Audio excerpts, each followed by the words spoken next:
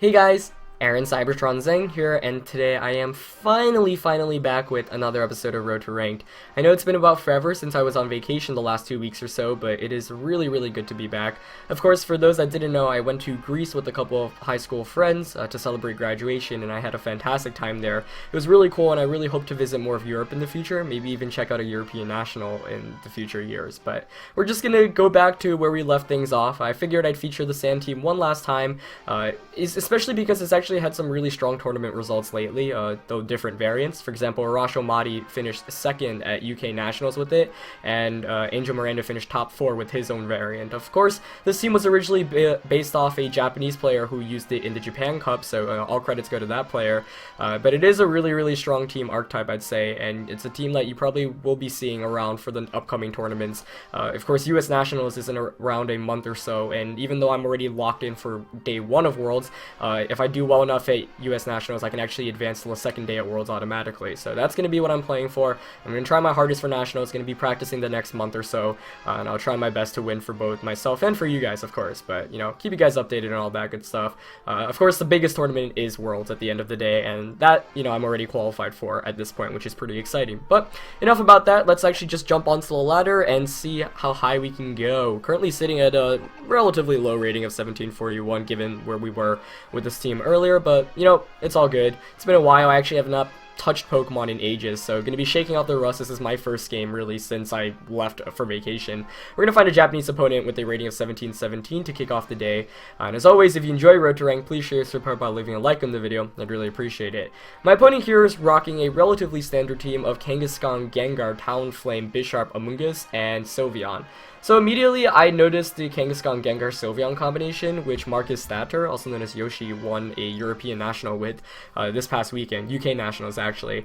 For those that don't know, Marcus is really one of the strongest players, if not the best player over in Europe. He won a National the previous year as well, and he, you know, has used Kangaskhan Gengar a lot. He popularized that back in 2014, Gengar especially, and he kind of has proven that teams like this that are relatively standard can definitely work still and take big tournaments, though he had safety goggles on Sylveon. Otherwise, this team is very standard looking. I mean, Talonflame, Amoonguss, Bisharp as well. Obvious Mega and Kangaskhan, though I guess Gengar could also be one. Honestly, Sand looks like it can be really strong here. Just Tyranitar, Amoonguss immediately. Salamence is really good, especially to beat the Amoonguss, and because Flying Neutral just hits everything for pretty darn good damage. So I do like that. Rotom Wash is not the best, but it can outspeed Bisharp, which of course, for those that didn't know, I did EV the Rotom Wash to outspeed Bisharp at the end when I brought this team to Mass Regionals. I mean, Aegislash is always a fantastic answer against Sylveon. Part of me really wants to bring Amoonguss, because that way I get immunity against his Amoonguss. So it's really between Amoonguss and Rotom Wash, though I'm leaning towards Amoonguss here, especially given how physical-based some of his attackers are. For example, Kangaskhan and Bisharp. I can just switch in and let them do some damage to themselves with the Rocky Helmet, since of course this Amoonguss is very defensively built. So we'll see how this plays out. You know, my opponent's team doesn't have anything that looks like it can be too surprising, but we'll see. Tyranitar Exegro here, though, I think is a really strong lead combination. That's going to be able to set up the Sand. Looks like we're seeing Bisharp and Talonflame here for my opponent. So I'm going to get the Sand up, which of course helps my Excadrill out. I think the first turn I'm just going to go straight for the Superpower onto the Bisharp and the Rock Slide. Now there's a good chance here that Bisharp protects and Talonflame Tailwinds, and if that's the case, that might cause some issue. However, the good thing is, because I brought the Amoonguss, you know, I can switch in the future turns, but it looks like we are going to see the Protect from Bisharp, and we do see the Tailwind from Talonflame, so that's kind of a turn to be expected there, not much that I lose, and a good play by my opponent, as long as Rock Slide connects here with Talonflame. Though, you could actually make a case for how not connecting with Rock Slide would even be better, as, wow, it's Focus Sash Talonflame. Interesting. Obviously, Focus Sash, not the item you want to use all the time, given that, you know, you use attacks like Brave Bird and Flare Blitz with Talonflame, which of course causes recoil damage, but a lot of players like to use it to guarantee a Tailwind up and then get a, you know, a Overheat or Brave Bird or Flare Blitz off before they leave. So, you know, I take an instant lead, but at the same time, Tailwind is up. However, the good thing that's going for me right now is that I knocked out the biggest threat to Amoonguss, and now that my opponent doesn't actually have a great way to effectively deal with it.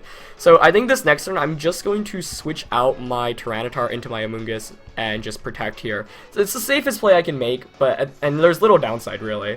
And it's actually really good to confirm that Talonflame had Focus Sash, because of course with item class that means Bisharp does not have the Focus Sash, meaning that I can actually just take it out with an Earthquake. So you know, what I'm setting myself up right now is by bringing in Amoonguss. He's forced to target it when I use Rage Powder, unless he has safety goggles, of course, but that's highly unlikely, especially when it gets a Mega Kangaskhan, obviously. So he does go for the Fake Out onto Excadrill, and we do see the Iron Head straight into Amoonguss, so probably the best play possible my opponent could have made, bar a knockoff. And it looks like the Rocky Helmet damage and the Life Orb damage adds up. Yep, so it is Life Orb. Which is to be expected. Of course, when you see a Bisharp, it's basically Focus Sash or Life Orb, or sometimes Choice Banded, but when it reveals Protect, obviously, it's not going to be Banded. So, this is a pretty interesting position. You know, I kind of want to switch out Amoonguss just because I want that Regenerator help. I mean, my opponent here can't afford to use a Fighting type attack. He has to return to knock out Amoonguss, I think. So what I could do is switch into Salamence and Earthquake, because Earthquake should just knock out the Bisharp. I mean, that's maybe a slightly unnecessarily risky play, but I think here you're expecting the Rage Powder. I mean, Rage Powder Earthquake is, I think, the best play, but he might also Protect with Bisharp. I guess I should consider that, yeah, the Protect play. I think I'm just gonna Rage Powder. Yeah, I'll just Rage Powder Earthquake here. Oh, he actually withdraws Kangaskhan. Interesting. So that's even better for me. As the last one comes in, it's going to be that Gengar. It's a pretty good Pokemon to have there. So this might make me look silly since I did end up attacking myself. What did Bisharp go for? Oh, nope. Okay. So I should be able to just knock him out with Earthquake. Perfect. Of course, the Rage Powder there ended up being useless, but I was just trying to prevent him from damaging my my Excadrill. So that was like the safest play possible, because there was very little that could have gone wrong, other than Kangaskhan going for a return onto Amoonguss and then the Protect. And that was a fairly obvious play that I could have predicted, so perhaps not the best, but I'm perfectly fine with this position, because I get to bring Salamence in, I get the Intimidate off against Kangaskhan, and I get to stall out Tailwind this next turn by going for the double Protect. So things are looking quite solid here, unless of course the Gengar reveals a surprise Trick Room, which would be very interesting. Because of that, actually no, I'm still gonna Mega Evolve. Do I want to? Yeah, I want to. I don't think he has Trick Room on that Gengar. I don't know, maybe I'm wrong though. I'm gonna go for the safe double Protect this turn. I mean, it actually could make sense for Gengar to have Trick Room, so perhaps I should have played around that a bit better. I don't know, we'll see. Regardless, he still can't knock me out. I guess, I mean, Icy Wind can do a lot of damage to Salamence, you can double up on it, and the main issue is Excadrill can't knock out either of his Pokemon, so I think if he doesn't have Trick Room on that Gengar, I will be able to win this match because I have Tyranitar in the back, but if he does have Trick Room, he might actually be able to make a comeback here. But 3-2 lead here, with, you know, my 3 Pokemon fully healthy, his Kangaskhan already at 1 Intimidate. Another play I could have made out was actually switched out the Salamence into Tyranitar and to reshuffle the Intimidate. In retrospect, that might have actually been a slightly better play, but we'll see what he goes for here, as I do go for the double just to stall out this last turn of Tailwind on my opponent's end. As he, nope, he just goes for the Icy Wind. Yeah, so I was scared of a potential Trick Room there as he goes for the Power Up Punch and Excadrill. So he is running Power Up Punch, which is, you know, obviously interesting to note. Sometimes Kangaskhan's, of course, carry Low Kick. I know Yoshi's Kangaskhan, that won Nationals, actually did carry Low Kick. But Tailwind Peter's out now, so that's looking really good.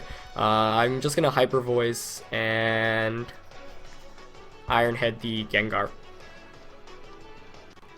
as he goes for the Sucker Punch onto Salamence. Interesting. I guess he's hoping that Gengar can oh, unless it's like Choice Scarf Gengar. But, yeah, I mean, Iron Head here does a ton of damage, and yeah, he's not faster, so I'm just gonna get the Hyper Voice off. I thought, if anything, my opponent shouldn't have went for the attack with Kangaskhan, or not the Sucker Punch, but he could have gone for a Power-Up Punch, maybe. But at this point, it's 3-on-1, and I've still got Tyranitar, of course, with access to Super Power in the back, so I'm just gonna Hyper Voice and Iron Head here, and that's gonna be a pretty good game here. So, my opponent is just gonna forfeit, so we do take our first game back after about forever, in a 3-1 victory. Great game to my opponent there. I think in the end, just he had no answer really to Sand, especially with his leads. And the nice thing was that Excadrill was still able to outspeed Bisharp even with the Tailwind up on my opponent's side, because I was, you know, ×2 speed as well.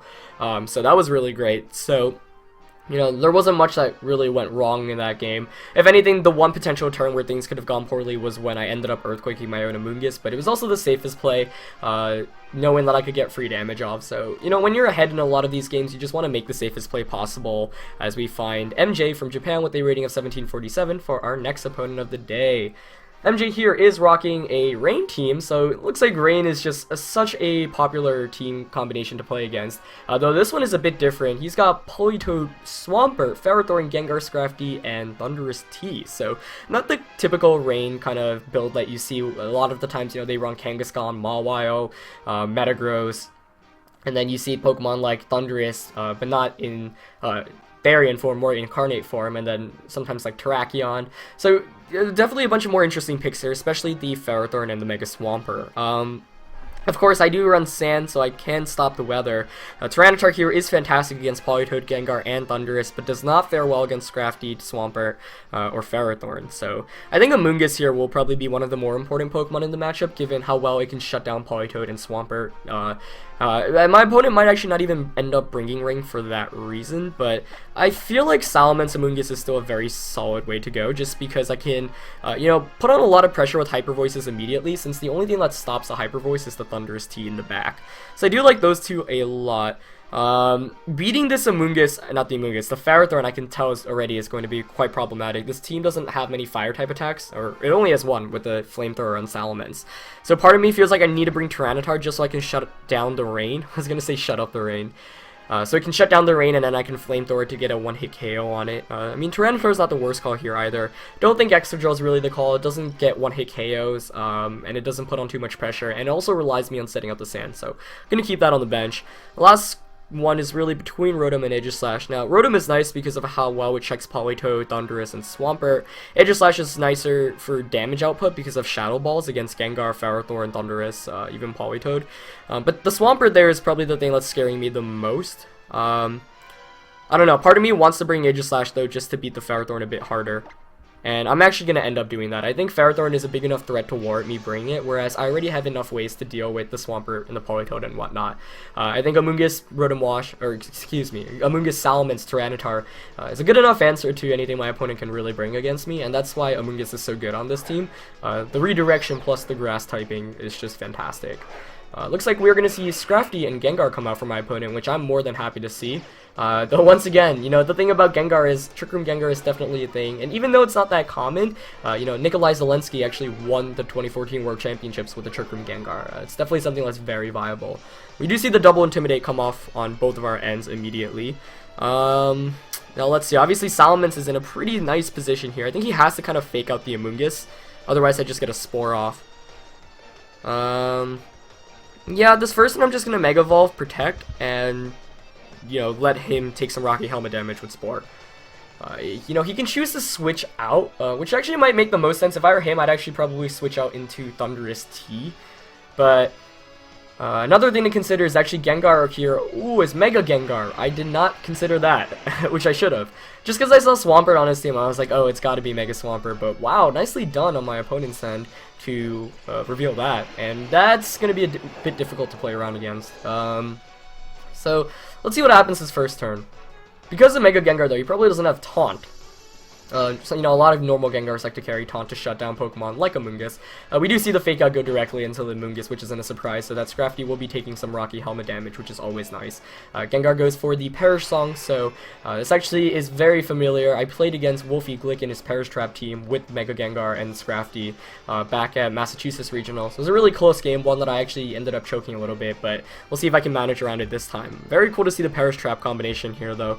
Probably could have anticipated a bit since he had Scrafty, Politoed, and Gengar, but that also, you know, it's a testament to how good my opponent's team is built, I think, because there are really two fantastic modes you can run it on, their Perish Trap or with the Rain. So I think this next one I'm just going to go straight for the Hyper Voice. I mean, Gengar here is probably going to be protecting, so I'm going to just Spore the Scrafty, since Scrafty, I mean, it would make sense for it to have Protect here. We do see the Gengar go for the Protect, which isn't a surprise. Scrafty doesn't Protect. Yep, that's exactly why I Spored that slot, so that ends up working out perfectly here. He is able to take that Hyper Voice as he goes for the Taunt. There you go. Very nicely done there onto Amoonguss, and that is going to hurt me quite a lot. Really, really nicely done there. So now that actually kind of messes up my strategy a lot, since I knew that if he didn't have taunt, the Scrafty would have been able to do absolutely nothing damage wise, and the following turn I could have just spored the Gengar slot, but now this is actually really problematic since I'm forced to Giga Drain here. So I guess I'll just Giga Drain the Scrafty slot, but this is really, really well managed on my opponent's end, and if anything, I have to take advantage of his switches the next turn, since he's definitely going to want to switch out the Gengar to conserve it and maybe get a second Power Song off. But regardless, very good opening turns for my opponent, one in which I could not have played around very much, especially with the taunt from Scrafty. And I think taunt is a fantastic move to have on this kind of team, because if he didn't have taunt, he would have been in a really bad position with me being able to spore Gengar the following turn. So by having that taunt, he shuts down an option that I had in beating his team, really, and you can see how well it's built around this Perish Trap combination, and it is a really difficult core to be using. He actually withdraws the Gengar out into Politoed, which is slightly frustrating since I could have Giga Drained that slot, unless of course Scrafty chooses or doesn't have Protect here, and it would make sense for it not to have Protect. Okay, so I do get a lot of free damage off here with the Hyper Voice, though it probably actually has the eject button, which I would not be surprised about.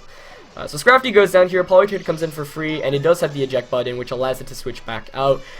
You know, Wolfie Glick did use that on his Politoed as well, so very nicely managed on my opponent's end. He's going to be able to make sure like Gengar does not faint to his own Perish Song as his Gengar comes back in here, and then he can just double protect this next turn. And this might actually be a loss for me already, just because now my opponent can just get a second Perish Song off. So it's going to come down to how quickly I can knock his stuff out. But with both of my counts falling down to 1 now, he's going to be able to bring in a Pokemon for free and get a double protect off. Looks like his last one is going to be that Thundurus. So let's see. Very nicely done. Though I've got Scarftar, which actually is the one Pokemon that I think could really help me out. Though Mega Gengar actually might be faster. I'm not entirely sure on that. I'm just gonna double up on Thundurus since it's more likely for Gengar to protect than Thundurus, which could be choiced. So Gengar protects, and he does have Protect on the Thundurus as well. So I'm gonna lose both of my Pokemon here, unfortunately. And that taunt was such a clutch move on the Scrafty, because if he didn't have taunt, like I said, because Gengar protected, I could have spored that slot for free, which would have been really, really helpful. But nicely managed on my opponent's end as I lose both of my Pokemon. So down 2-3 now. It is good to have Tyranitar and Aegislash in the bag, since these Pokemon get huge amounts of damage off, and that's kind of what you want to do against Perish Trap, but still difficult here. So Aegislash comes in. That's going to set up the Sand. Let's see. I could just Crunch Gengar. Do I want to Rock Slide or Crunch? That's a question. Mega Gengar I think should be faster than my Tyranitar still.